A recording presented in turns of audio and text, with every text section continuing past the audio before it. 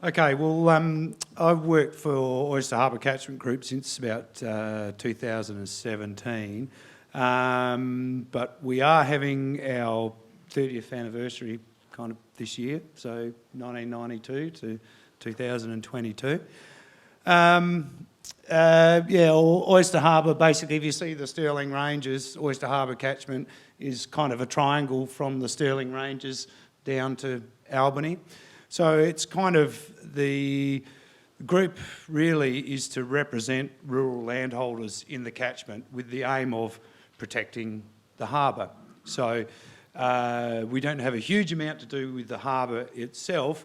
We're about encouraging practices within the catchment to protect the harbour.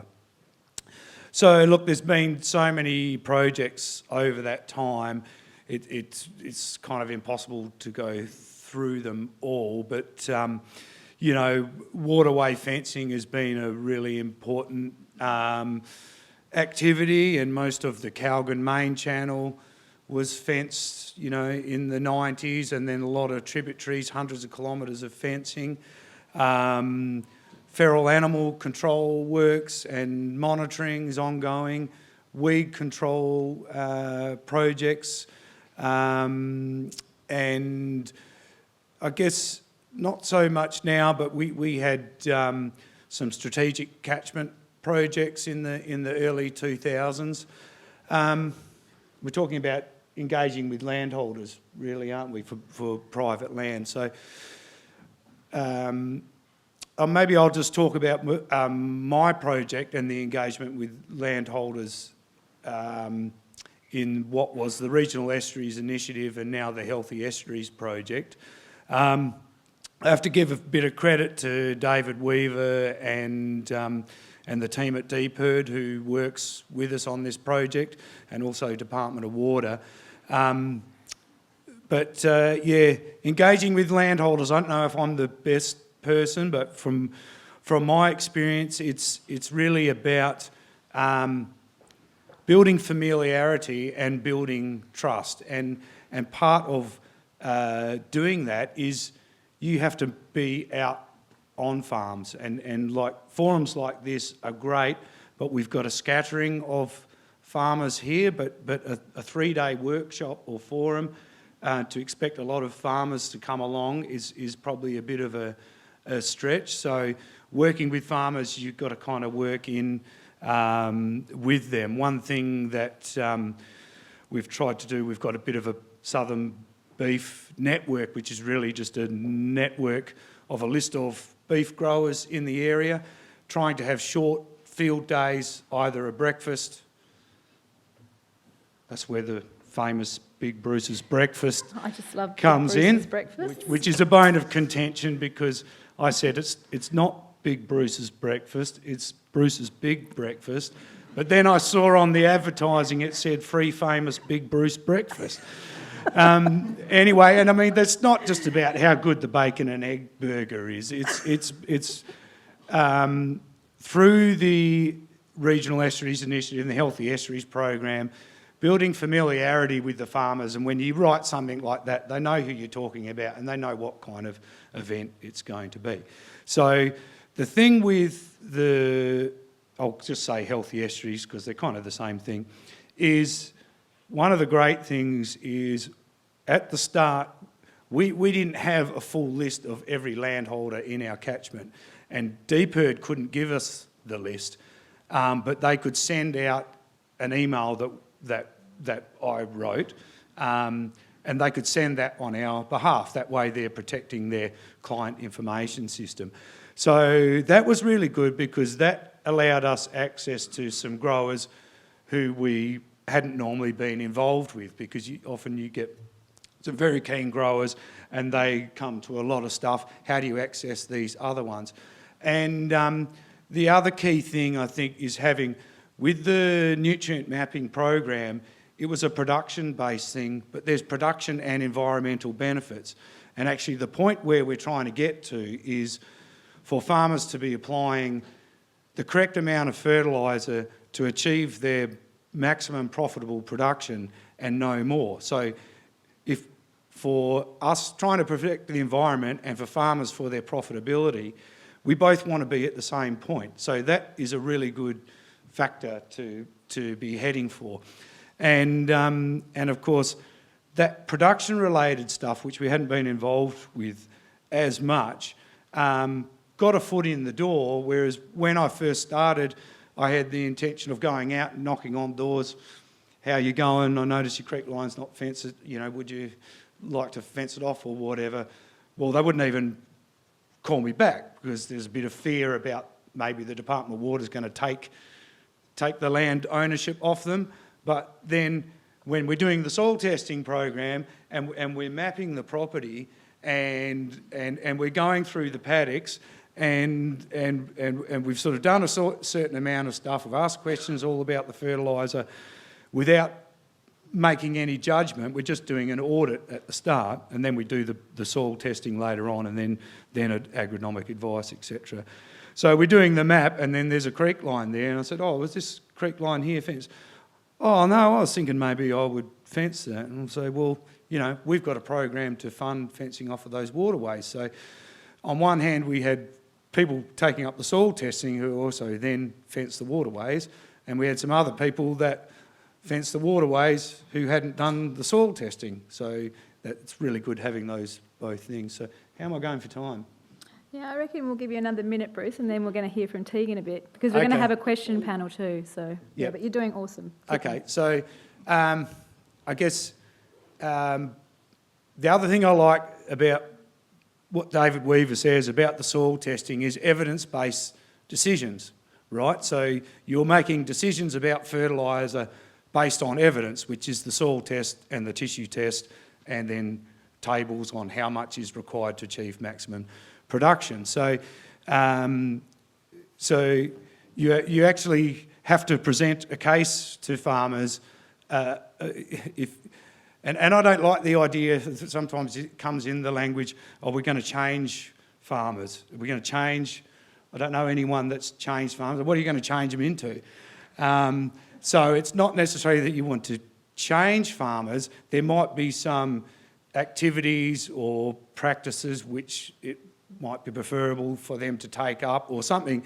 But if you expect them to do that, you need to present them with a case. So in the wetland management, you need to present them with a case of, okay, here's some actions that could be done, which is a good thing for the wetlands, but which also has a good outcome for the farmers. So if you can provide the evidence that backs that case up, then I'm sure they will take up, because that's why I don't want farmers to change.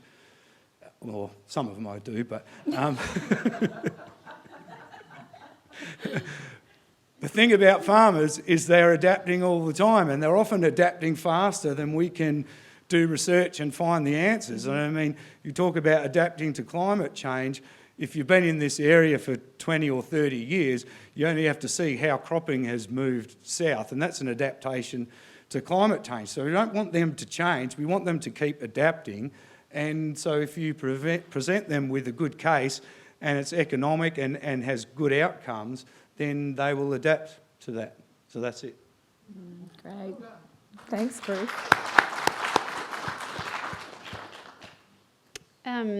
So my name's Tegan and I'm at North Stirlings Pallinup Natural Resources.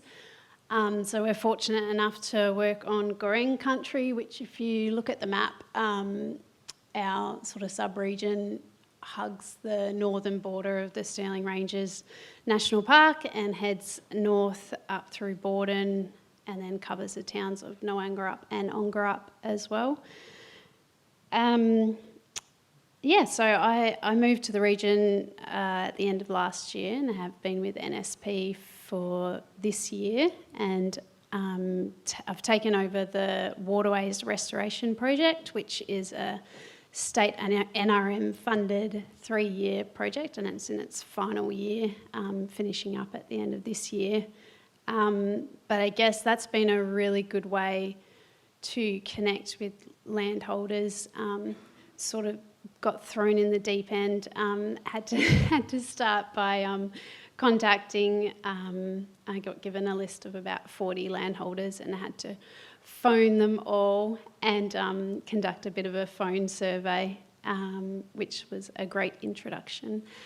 And I was actually surprised with the great responses and how many of these farmers, even though they didn't know me personally, knew of NSP and were willing to donate a good chunk of time to talk through some things, which was fantastic.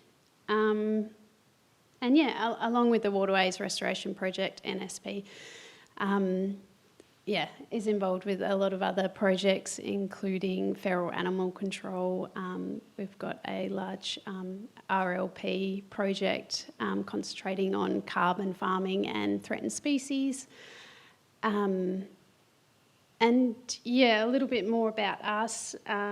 We've got a volunteer committee of 12, which they're fantastic, and then there's 4 of us part-time staff. I think altogether we make up maybe 1.6 FTE, so limited capacity, but in that time we do achieve some great outcomes. So,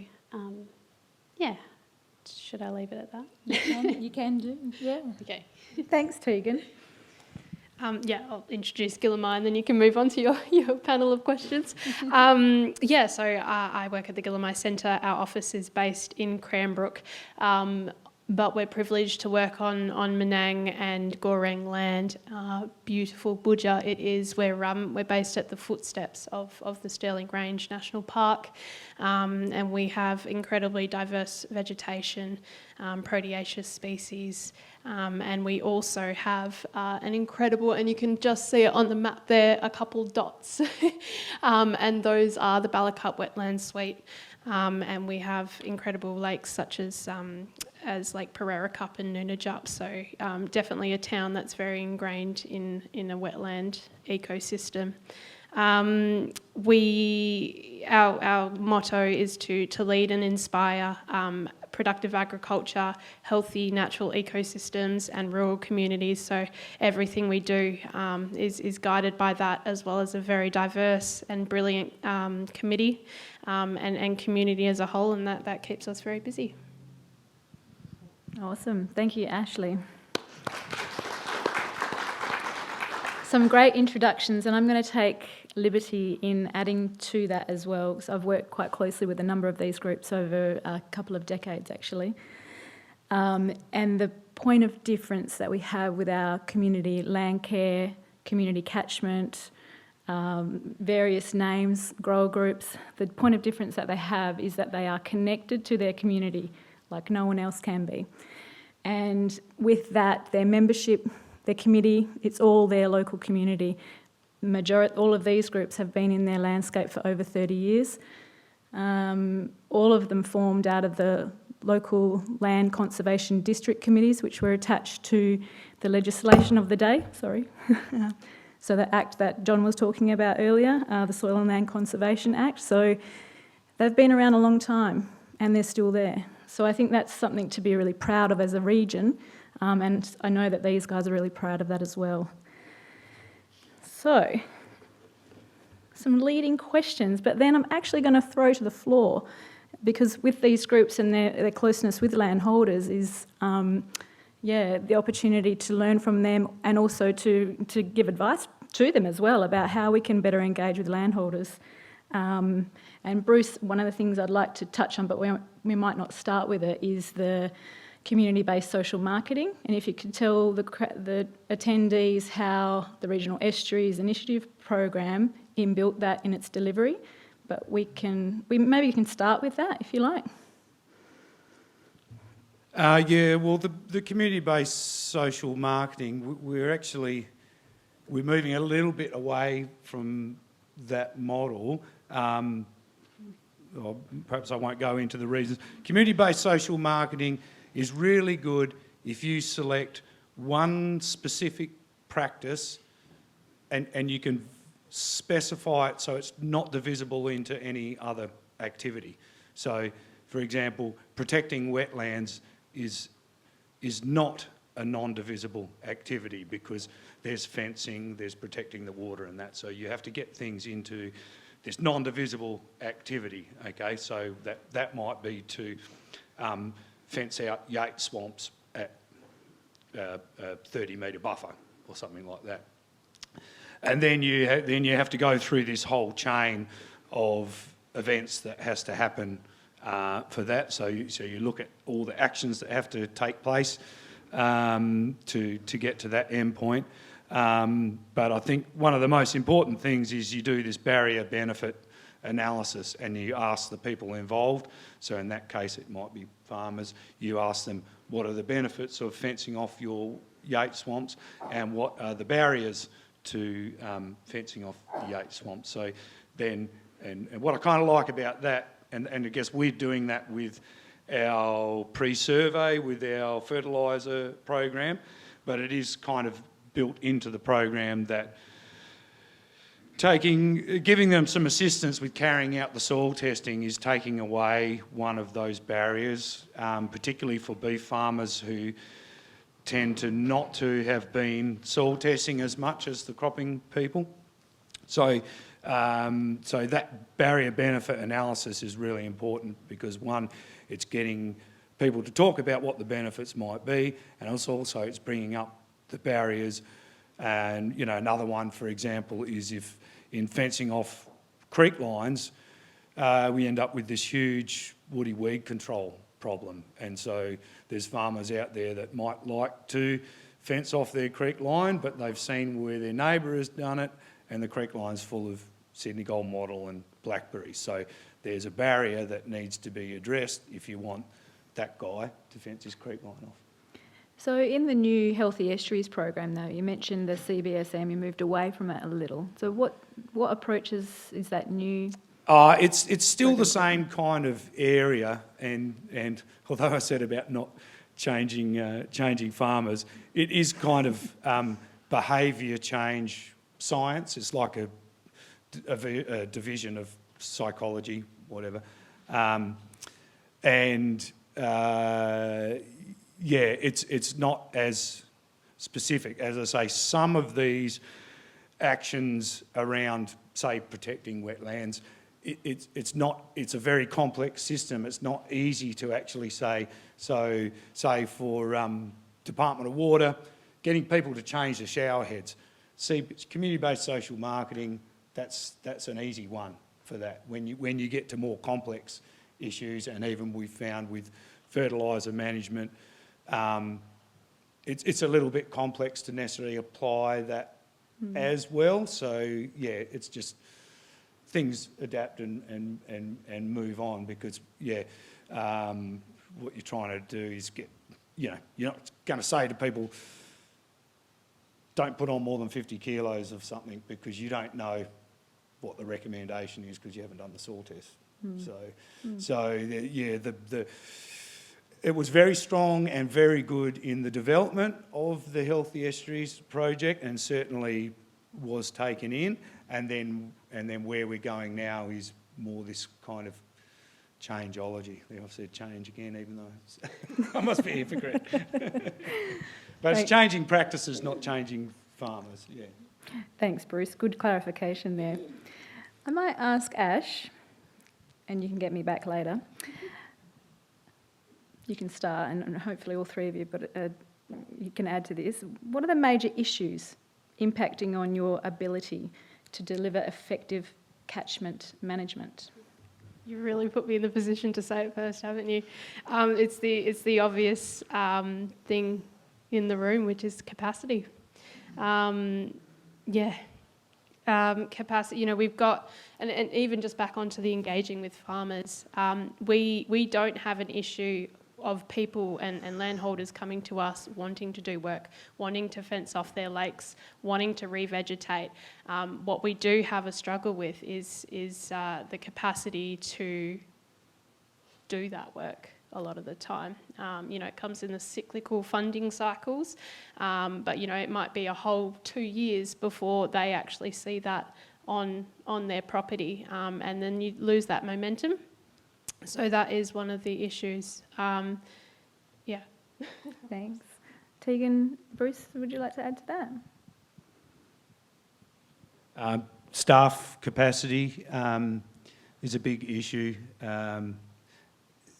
Like, for example, I'm on a specific project, but what we don't have that we used to have is there's all these interacting things. There's weed control, and then there's feral animal control and all these things. So that general person that brings everything together and writes the newsletter and maintains contact lists and all that sort of thing, that's where we're really struggling, I think, for that general person, because, we often get asked, someone has a project or something, or could you introduce us to someone in your area? And just even trying to do project work and trying to meet your reporting requirements and trying to attend things like this and catchment work. It's because there's so many subjects or work areas, it's a bit kind of endless. So and complex. I think that's bring John Ruprecht's comment. It's complex, and the more different funding streams you guys are chasing, we're chasing as a region, the more complex the management becomes of that. Tegan. Yeah, I guess I just second what these guys said. We're allocated. We've got funding allocated, staff allocated to specific projects, and there's very little time for extra things that are just as important. I guess that lack of capacity and funding for those sort of things is definitely an obstacle. Yeah. Let's flip it. What are the opportunities? And maybe, Tegan, you can start. Opportunities to improve catchment health. And then we're going to go to the floor. So I hope everybody's got some questions for these guys. Okay. Opportunities. I think events like this are great for networking, especially for me, being quite new to the region, meeting different stakeholders, and sort of being able to, even though there might not be as many farmers or landholders in the room today, we can all go back to our patch and pass on that knowledge and information, which is really important. Good one. Yeah, sharing knowledge. It's a world of opportunity, isn't it, Joe? I started with Gillamii 2 years ago, and I constantly hear almost this fantasy world of a world 10 years ago where our groups were funded so adequately. And you can see that in the information that's available. There are some incredible compendiums and catchment surveys and just amalgamated data and information, and that's 10 to 20 years old now. And so when we are looking, kind of touching on what Bruce said, there's so much. It gets so overwhelming. So to try and prioritise what you need to do, it gets lost sometimes. So I think an opportunity for our region and for our groups is to almost revisit all that information, all these incredible data and surveying and things that are being done continuously and updating what's there at the moment, because I think it's pretty obvious the climate, the trends, the decline, things are changing from what our baseline is that we're still going off, that was created 10 to 20 to whatever years ago. We're still going off of that to drive our actions, and so it needs to be updated, and in that it needs to be prioritised, because very overwhelming. Where do you start? We have a lack of capacity, of resources, of time, and so that really needs to be prioritised so we can act on that appropriately. Great, thanks, Ash. Bruce, did you want to add anything to that one? Well, I guess the opportunity now. The opportunity is we've got actually something to protect. So the opportunity is to do something now. Otherwise, we won't have the opportunity to protect something. I think we need to make the most of somehow promoting what we've got, and maybe I think that kind of ecological management credit type scheme has potential. I think, like Wilson Inlet has gone down and we're going through the process of being a deductible gift recipient, so that if we can promote some of the work that's being done and some of the natural assets, and then if we can get some funding that's not necessarily has to be attached to a specific project, that just keeps the general machine going, then that keeps our connection with the landholders going. So, yeah. Great. All right. You've heard from the groups and you've heard a bit of prepared questioning, and I'm keen to hand over to the crowd now. I guess these are the groups that do a lot of action on the ground with the landholders, so what questions might you ask of them? Viv, we'll just get a microphone for you. It's really interesting. Each of the groups has been going for 30 years, which means that you're dealing with generational turnover in that 30 years.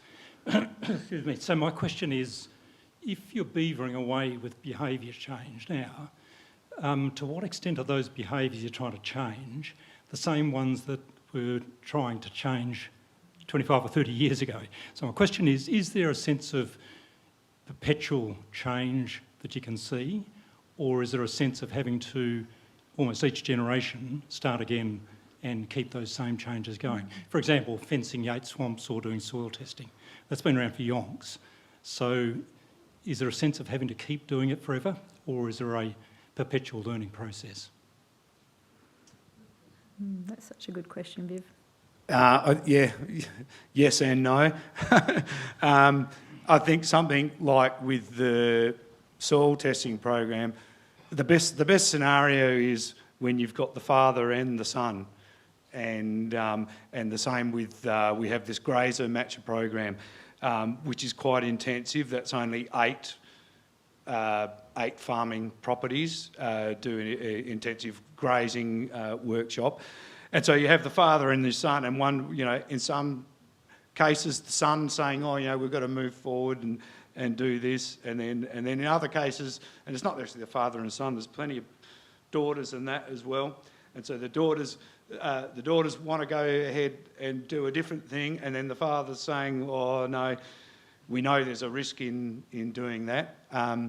But say with the soil testing, when they see the benefits, and say when they get their spreader calibrated and they see the graph of what the spreader's like before they get it calibrated, and then they calibrate it and they see the new graph, they are kind of changed forever, if they can still get those resources. And with the soil testing, we move so that they,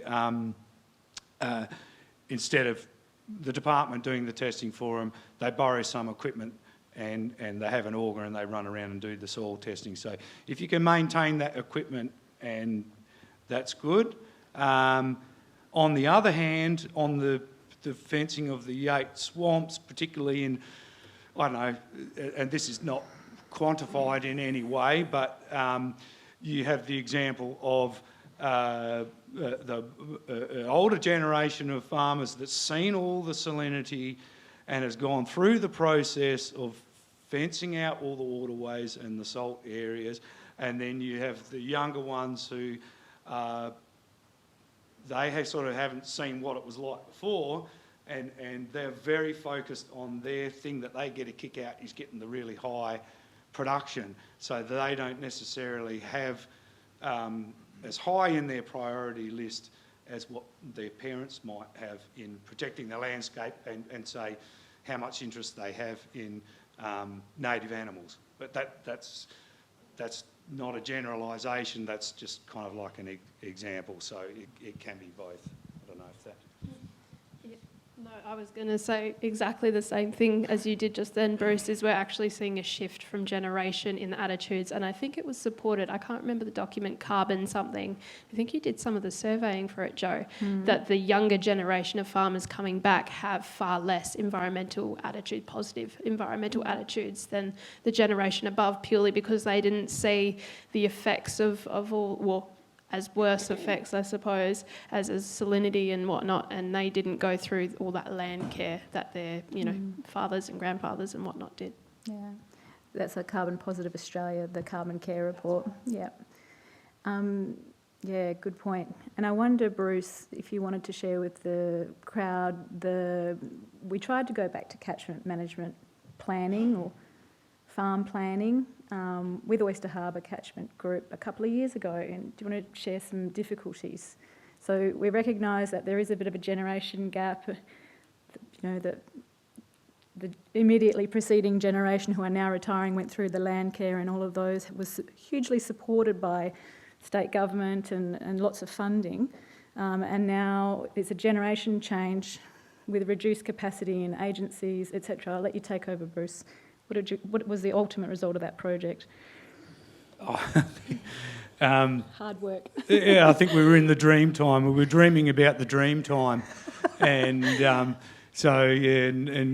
Don McFarlane was there, and I think I counted out that when we had the salinity action plan, and I was working as a catchment officer in the Albany Department of Agriculture, and I think I counted 12 to 14 people who were available, from hydrologists to land conservation officers, even to weed experts, soil experts. Tim was the soil, and we would do this intensive series of workshops with these small catchment groups that might be 5 or 10 farmers, but the amount of resources and expertise that was available to them, and so we had this idea that we needed to start doing more farm planning again because the younger generation hadn't been through that.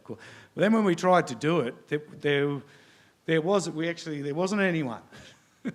There just wasn't the resources there from the departments to come out and talk to the small groups, and it just it just became that it was like, well, we can't go back to what that was because the resources aren't available. So we had to do something different, but we still, despite Tim rubbishing me about saying I was living in the dark ages, trying to put plastic sheets of acetate over maps, I still kind of did it. So what we did was, and it was Sheena Smith's idea, was to actually get whiteboards, and so we're printing these big whiteboards and we're doing the GIS as well, so we are doing the GIS. But we still wanted that physical thing that you can stand around and doesn't cost any money to draw a few lines on. We kind of had something come out of it, and then we had to link the farmers into whatever was coming up. So we had a climate change and a carbon workshop. So instead of having the series of farm planning workshops that we used to have, then we just had to link the farmers into the different things. So it didn't work, and so it had to evolve into something else. Change, hey Bruce. All right. I'm going to go with Murray. Then, yep, there's quite a few hands going up. Fantastic. Look, there's a couple of questions that I've got, and the first thing is, have you gone back to your business case that you originally put together when you actually started as groups? In other words, have you looked at your sustainability and your business plan again? And then what's your real role? I'm really questioning what your real role is. Seriously. What are you there for? Do you want me to start? And the other thing is, the other part there is that there's been no mention of the other landholders that are in your catchment areas, such as shires and railways and CBH and all those kind of stakeholders, and how you engage them. How we work in with them. Yeah. What was the first part of your question? Sorry. It's really about sustainability. Yeah, our business case, that's right. Yeah, no, very valid question, and our EO is probably best placed to answer that. But yes, we've been forced to. We've had to diversify. There's no point sitting there crying with your hands out, and we want to survive. We're a passionate group of individuals, and the community is passionate about having us in there too. So we personally, of course, every group is different. We personally receive some support from the Shire. They don't have an environmental officer, so we deliver upon some of their environmental objectives, and that has been a great help to us, particularly because in this funding cycle that we are forced to play in, they fund your FTE for the deliverables, but there is no wiggle room for the application time, which is very involved and it takes a lot of time. And so it has helped us a little bit there, but not completely. John had a fantastic presentation of some of the streams that we do pull in, and they're ever changing. There's new ones, new governments, new whatever. But the core ones do always seem to be the federal government and the state government. Those are the streams that we manage to pull the most money in from, or the most dependable, should I say. But yes, diversification is key, and like we were talking about earlier, there are these new industries that are coming through that we're trying very hard not to be steamrolled by. The carbon, like you said, there is conflict of interest and natural capital accounting, but it's just something that we've got to keep peddling away at. But yeah, you'd be silly to stick your head in the sand and just keep operating the same way that you always have. In terms of our role in the community, Joe touched on it. We're the grassroots approach. We live in our community, we work in our community, and we're incredibly passionate about our landholders and representing our region, and that is really the core value of where we come from. We have our farmers coming into our office. We know their families. We know everything. We know their farms.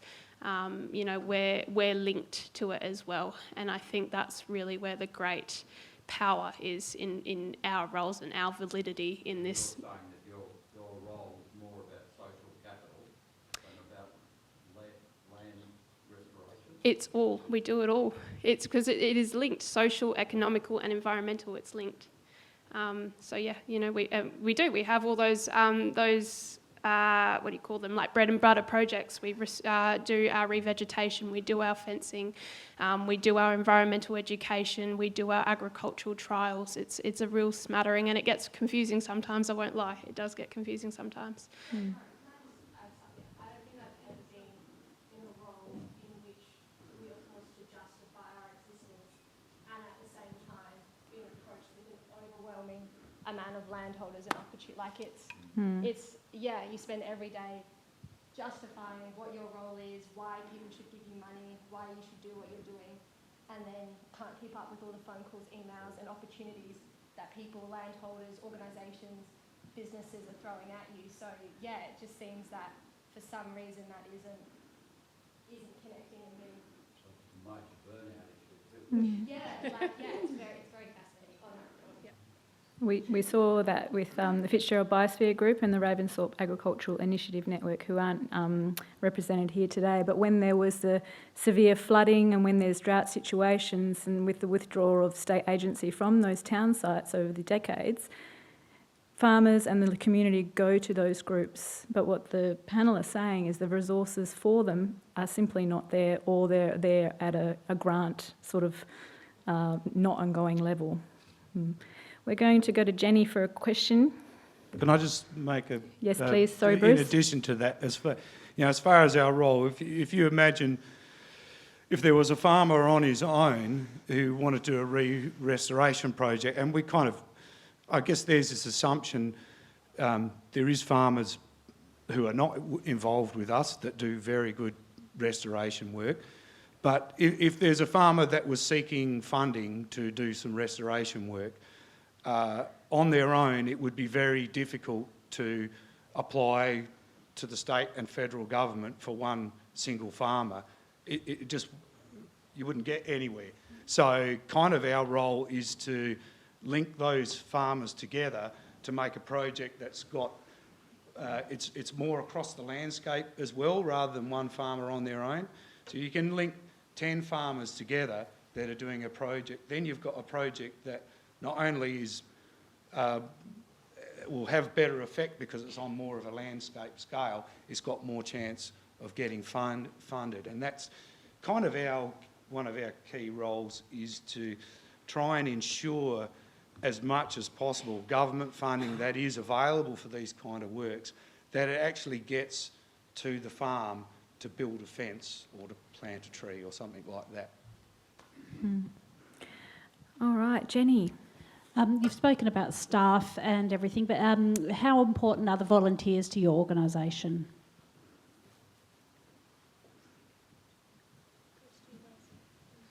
Well, our whole committee, chairperson, everything is all volunteer run, so we wouldn't exist without the volunteers. We're kind of the staff because I guess it's kind of recognised that it's gone way beyond what a group of volunteers could do with the amount of time and work that involves that it's getting, so that it's so big that the volunteers. There's two types of volunteers. The volunteers on the committee that are sort of guiding what we do, and then there's the volunteers that are actually doing the works, whether that's farmers doing stuff or whether that's friends groups doing that stuff as well. Certainly none of it would be happening without the volunteers. Yeah, they're foundational. Paul.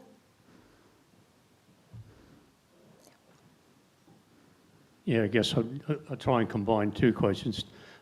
Basically, what Viv started with rejuvenation and what Jenny has mentioned about committees. How are your committees going? Are they rejuvenating? Are they reflective of what you're saying in terms of generational change?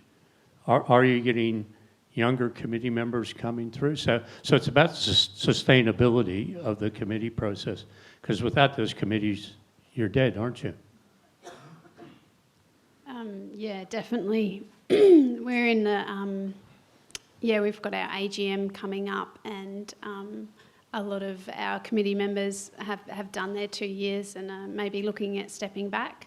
So we're in the process of, nominating new committee members, and we were a bit daunted at the beginning and a bit deflated because we weren't sure how it was going to go, but after speaking to a lot of community members, we do have some people who are very excited to step into that role, and some of them are from a younger generation, which is great to see as well.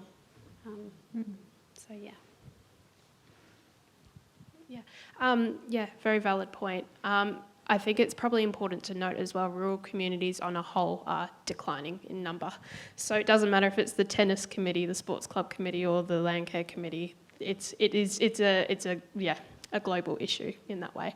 But in saying that, we have, like I mentioned earlier, a diverse committee. I think, how many people? 12? Is it 12? 16, yeah, so undercutting us there. And that's people representing agricultural industry, general industry. We've got somebody from the bank on there, and then a whole array of landholders, and not just broadacre and all that. We do have some younger generation, but yeah, as I mentioned, of course, you're going to come across those general committee issues, but I don't think it is because of a lack of interest in grower group / Landcare work. Mm-hmm. I'm going to go to Mike first, and then Don, and I think we might almost wrap up there. Otherwise, we'll be eating into a lot of workshop time. So John gave a really good presentation earlier before lunch about the different funding streams. I think one thing that was left out of that conversation is there's a lot of different shoes and doesn't always fit the foot.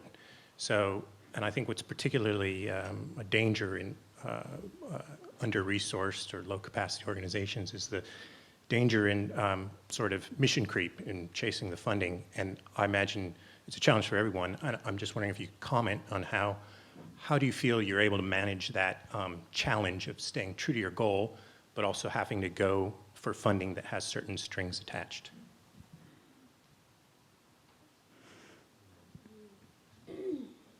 Yeah, I guess it is quite a big risk in that you know, it does take a lot of time and resources to pull together a massive application, contacting all the stakeholders, getting them involved, letters of commitment. And yeah, I guess from my experience, that was actually part of my role when I started at NSP at the start of the year, as well as leading the Waterways Restoration project. It was to get more funding, which is very daunting. And I guess, you know, I'm sure a lot of the groups are in the same situation where, you know, reserve funding or money in the bank is running low, and you get to a point where, you know, if we don't get some big projects up and running, you know, where do we go to from there? So yeah, I guess we were fortunate enough to have a little bit of reserve funding to put towards some time to apply for some applications and bigger projects. But yeah, I guess if that funding's not there, then it just eats into other projects. And yeah, it is that balance of how much time do you spend on applications when you're there to run a project, specific project. So it is tricky. In regards to staying aligned and not just being I can't say the word, but something for the money, is just you have to be business minded as well. You have to have a strategic plan, and you have to stick to that. And we're not just you know, throwing stuff into the wind. We know what comes around, and we have input from our committee. We have input from our membership and our community in general, and we are planning ahead. We're not just writing the application when it just pops up. You know, you can't be that silly. So that's how we do it. It's not easy, but we're managing. Good response. Go for it, Don. Yeah, I was wondering if there's any scope there for the groups coming together and employing some specialist skills, because one of the things we've heard about at the forum here is an enormous amount of data, both point data but also spatial data. And I was aware that I think it was Kyle Townsend used to be employed by at least 2 of the groups to do GIS. But I'm just wondering, is there scope at all for 3, 4 or 5 of the groups, perhaps with or without South Coast NRM, to try and employ, you know, a specialist you could never employ by yourself, but jointly if you all put in $20,000 or something. And I guess I bring this up because that's exactly how we got Land Monitor going. We first of all got an initial amount of money, obviously, from the federal government, but is now kept alive with $70,000 a year, you know, coming from 7 NRM agencies. And so once it's set up, it can actually be sustained very, very cheaply, and that's doing the Land Monitor projects over the whole state of Western Australia. So sometimes if you know, with a bit of seed money and perhaps a bit of collaborative, I'm just wondering whether there's a scope there for you to actually get some of those specialist skills that you desperately need by the sounds of things. It'd be great if you would give us all 0.2 FTE that could be put together in a full-time person if you've got the money. It's an issue because what happens, we're talking about, we've become, where we used to be more general, we've become very project specific, but it's not an ideal situation because you're completing one project and then that's done, and then there isn't, if things were better set up, it was all going into the same system, it would be good. But and we have talked about trying to get our GIS information better aligned amongst the groups so that when we're mapping stuff that we're doing it in the same way so it can be joined together. But it's actually quite a big job, and at the moment we're doing our projects and we finish the project, and then there is no further funding for anyone's time to actually gather all that information together. The grid system is quite good for the stuff that we do with South Coast NRM. All goes in under the same system, so that's quite compatible. But yeah, it is an issue when we got Simon Neville to come and look at our stuff, and he's saying every group, we've got different ways of recording the information. So the first step is trying to get it so that we're doing it in an aligned way, but it's a big job. All right, well, can everybody join me in thanking our speakers?